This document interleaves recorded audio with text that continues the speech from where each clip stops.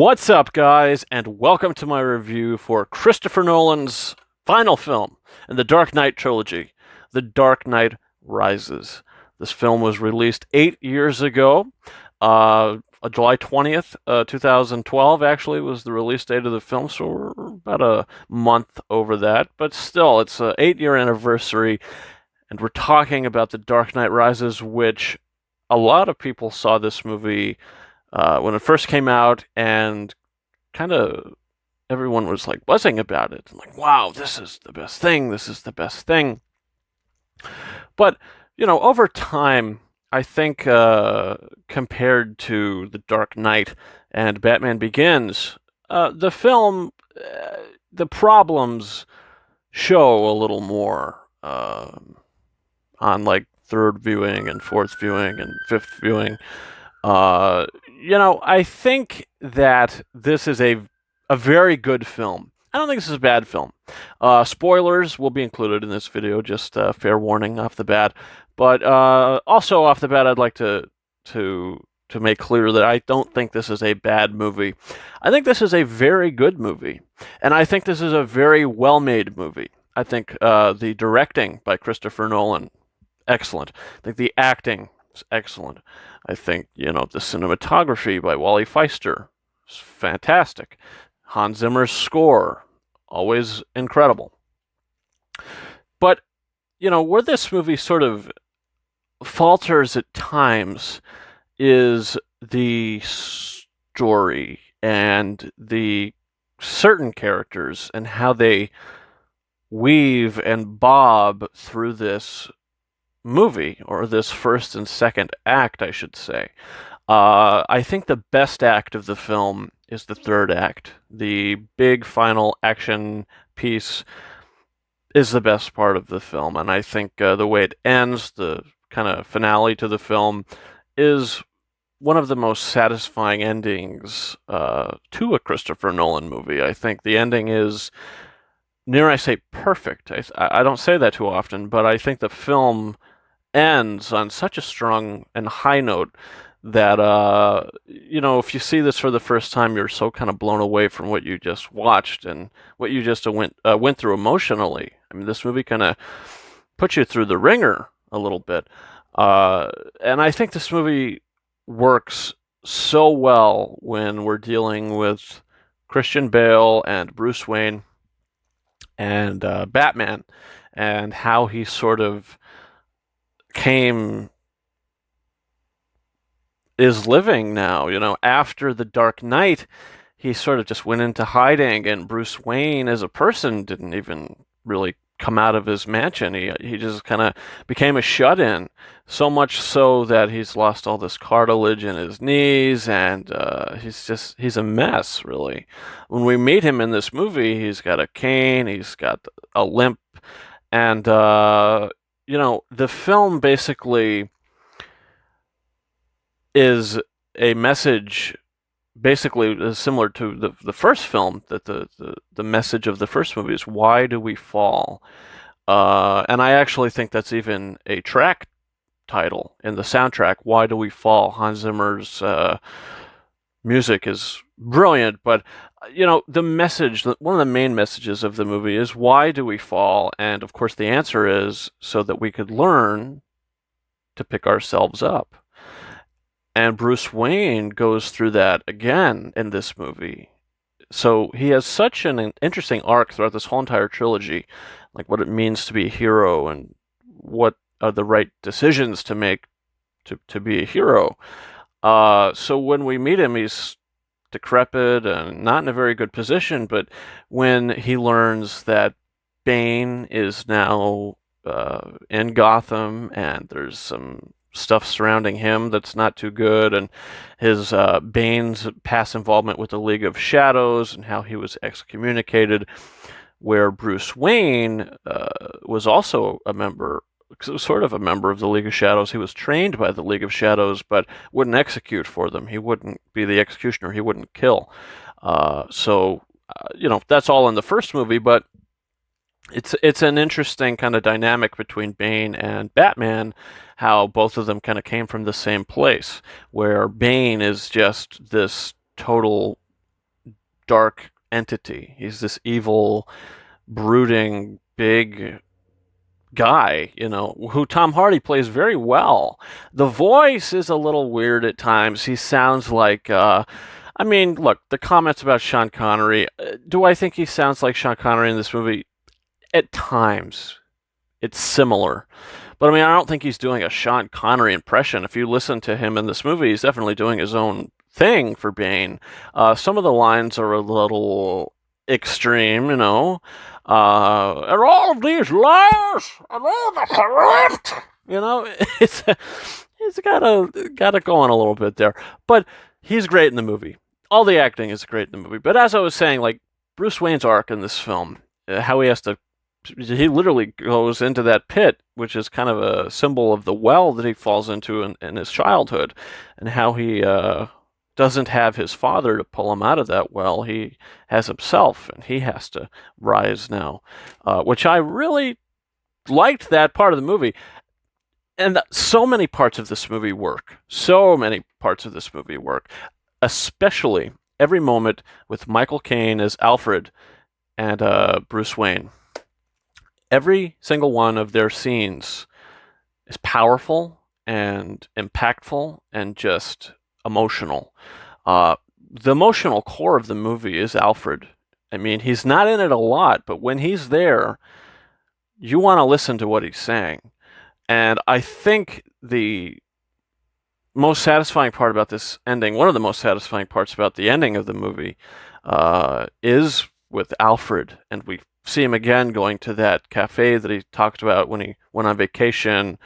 He went on holiday maybe once a year when Bruce Wayne wasn't in Gotham, during the time he was out trying to discover himself and with the League of Shadows and all that. So at the end of the film, he goes to that cafe and everyone thinks he's dead, Bruce Wayne, or not Alfred, but everyone thinks Bruce Wayne is dead. So Alfred sits down and you have that amazing music that's playing, and we got Joseph Gordon-Levitt going to the Batcave, which I didn't even mention yet. So much going on in this movie.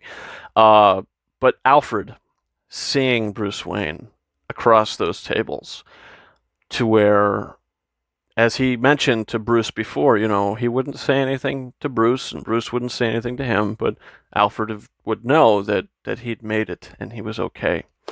And that's exactly what he sees. And he's actually, Bruce is actually sitting across from Selina Kyle. So it's a really kind of beautiful ending in a way. Like, even with the love aspect of it, the romance isn't pushed down your throat in this movie. Bruce and Selina, I think, are two halves of the same whole. I think they're both, she's a cat burglar, he's a Batman crime fighter or whatever. So he basically pulls her to the good side and the positive side, and maybe what she was doing and how she was living, maybe that's not right. Like when she kind of sets him up and he fights Bane, Batman fights Bane, Bane breaks Batman's back. Catwoman feels very guilty after this. Selina Kyle feels very guilty after this. When we see that, and a lot of facial expressions that she has when her and Juno Temple and everybody else, they're popping open bottles of alcohol and they're all celebrating. Where Anne Hathaway does kind of have this stern look on her face because she's kind of regretful of what she's done. And that leads me to her in this film, who, as I mentioned before, is really good in the movie. She's actually one of the best parts of the movie. She doesn't quite steal the film, but she's really good in it. Like, she can turn her emotion from innocent woman who's in the middle of the shootout crying for the police, to where when the police are gone, she kind of completely goes stone-faced and it's like, okay, they done, because she's kind of planned all this out. She's really good that way, and how she punches the cop in the face that tries to get her ID, or not the cop, but he's in the airport or whatever, and she puts the hat up, says, "Can you hold this?" and punches through the hat, knocking the guy out. She's really good in this movie, and I think her action stuff and even her just normal stuff where she's just Selina Kyle, it all really works. Now, some of the humor in the movie, there's not a lot, but some of it, I don't necessarily think is great, but I don't think it's horrible either. Just kind of, I'm in the middle with. I I just thought I'd mention like how she kills Bane, to where she brings back like about the whole no guns thing. I'm not really liking that, or whatever she says. She makes a little line that you're supposed to laugh at. And honestly, I don't mind that she kills him, but it kind of takes down your, I don't know, your view of Bane in a way, like where we realize, okay, Bane is not Ra's al Ghul's child. Bane is not the one who jumped out of the pit. That was Talia al Ghul. So Bane is just this excommunicated mercenary from the League of Shadows who is just too good, basically. Too good for Ra's al Ghul. Which I guess is okay, but he's not. I don't know. I just feel like he's an okay villain. I don't think he's great, but I think he's okay. For the reasons I just mentioned. Speaking of villains, let's talk about Miranda Tate, a.k.a. Talia al Ghul, played by... Who plays this fucking woman? Marion Cotillard. She's good in this movie. Like I said, acting is good in this movie. But her character and what she's doing in the first and second act of this movie as Miranda Tate, and how she's doing something with this energy program. There's the nuclear reactor thing in the bottom of this place. I don't know. There's a lot of stuff going on there, especially with Ben Mendelsohn's character. I totally forgot Ben Mendelsohn's character's in this movie because he doesn't do much and then he gets killed. Do you feel in charge? And then he gets killed. So he's kind of a throwaway character. His little weasel henchman is a throwaway character who dies on the ice. He's throwaway as well, but I guess they had something to do with all the oil and explosives that were being planted in Gotham City. You have this Pavel guy who's a doctor and he's a nuclear physicist and he's there, but he creates the bomb.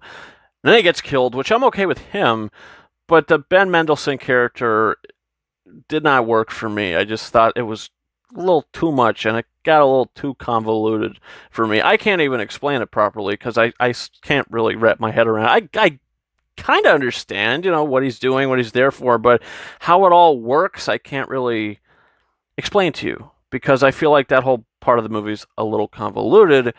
In the beginning of the film where we meet Joseph Gordon-Levitt's character, he's like, the congressman's wife called because he didn't come home from the Wayne organization event or whatever. Who cares? Who cares about that?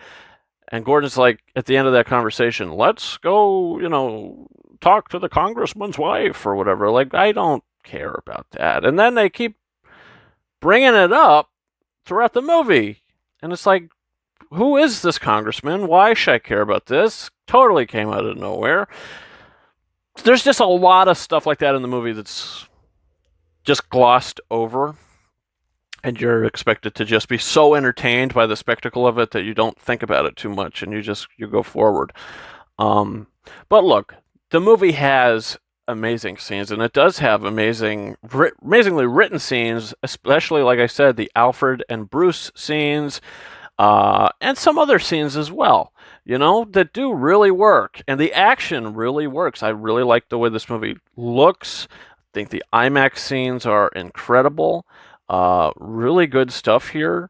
It just has some flaws. The way that Talia al Ghul dies, how she just sort of acts like she's paralyzed, and then she just goes, which I don't think is very realistic, because what I was told is you die with your eyes open unless you're asleep. So I don't know. But that leads to the end of the movie, the last 7-8 minutes of the movie, which really works. I think it's satisfying because, look, Morgan Freeman, he's like, the autopilot, how could I have fixed the autopilot? Of course, on the Bat, which is the new flying thing. And they're like, Mr. Fox, it's already been fixed 6 months ago, software patch. Bruce Wayne did it. And that's the last shot we see of Morgan Freeman. He's like, you could see in his eyes, he's like, oh, maybe he is alive, He just wanted that to be his final act for Gotham City. Get the hell out of there. So I like that. And of course, the Alfred thing, how Alfred now knows that Bruce is alive. I really enjoyed that aspect of it. And Gary Oldman, he's great in the movie, and how we see him in the end touching the bat logo, looking into the sky. I thought that was kind of nice. But I haven't talked about Joseph Gordon-Levitt in this movie yet, and I also think he's one of the better parts of the film as well. How he is an orphan. He's this Blake guy whose real name is Robin, and we don't find that out until the end of the movie, which I think is interesting. Like how I wouldn't necessarily say that Batman and Blake teamed up in the movie, but there is that scene where he's like, "You missed a spot," and Batman kicks the guy in the head. "You've given me an army. Go. Don't thank me yet," or something like that. But yeah, that scene. So they do have a good back and forth camaraderie. So, I mean, that kind of all got squashed when they totally. I mean, that was the end of the Nolan trilogy. So it just ended to where Joseph Gordon-Levitt finds the Batcave. He's got the coordinates. He goes up. Blah blah blah. And there was always that line that went totally under my nose or under my chin or whatever you call it when the guy that's, I guess, reading the will or trying to collect all the stuff that was in the Bruce Wayne home or mansion or whatever, and he's like, "We can't leave a pair of pearls on the manifest as lost." And I never really picked up on that until I watched it last night. I was like, "Oh, Bruce took the pearls and gave them to Selina." I thought that was a nice little thing. So yeah, look, this movie, it does have problems. Some of those problems I mentioned. I'm sure there's also things that are going over my head right now that I'm not mentioning. And I'm going to be bugged after I finish this video. It's like, oh, I wanted to mention that and I didn't. But, I mean, there's issues with the movie. It's not a perfect movie. It's not as good as The Dark Knight or Batman Begins, but it is a very good film. Would I say this is Nolan's worst movie? I don't know. I mean, I haven't seen his first 3 films. I've seen everything after that. But I think this ranks in right around with Interstellar. I would rather watch this than Interstellar because, how this has such a satisfying ending. You watch Interstellar and the ending isn't as satisfying. The ending just kind of leaves you like, I do have a review for Interstellar up on this channel, and it's not as long as this video. I think it's like 4 or 5 minutes, so you could check that out. That's going to be in this playlist, this Christopher Nolan playlist. But yeah, I mean, when this movie works, it really works. And when it doesn't work, it doesn't necessarily fall flat. It's just you're supposed to gloss over this stuff because we got to get to that ending. We got to get to that third act. And the way we get there could be a little bumpy. Could be a bit of a bumpy ride. But it's a bumpy ride that I'm willing to go on. It's like a street that has a lot of potholes, and it's bumpy, and it needs to be paved, but it's not to the point where you don't want to drive on it anymore.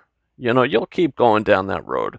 And that's me in The Dark Knight Rises. I'm going to keep going down the road. I'm going to keep watching it because I do like it, and the destination at the end of the road, the end of the movie, is where I'm going, and I like that a lot. Love the ending. One of the best endings to any Nolan movie, I think.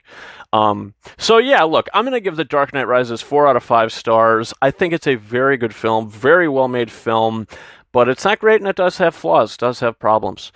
So guys, comment your thoughts down below. Do you agree with any of my opinions? Do you disagree? What are your thoughts on The Dark Knight Rises? Comment that down below. Also, don't forget to hit that subscribe button for a whole bunch of new vlog videos and reviews. Seeing Tenet next Monday. Can't wait. I've been so excited to see that. So yeah, you could also follow me on Facebook and Twitter. The links to those are in the description of this video. And you could also follow me on Instagram at KingOfRises131.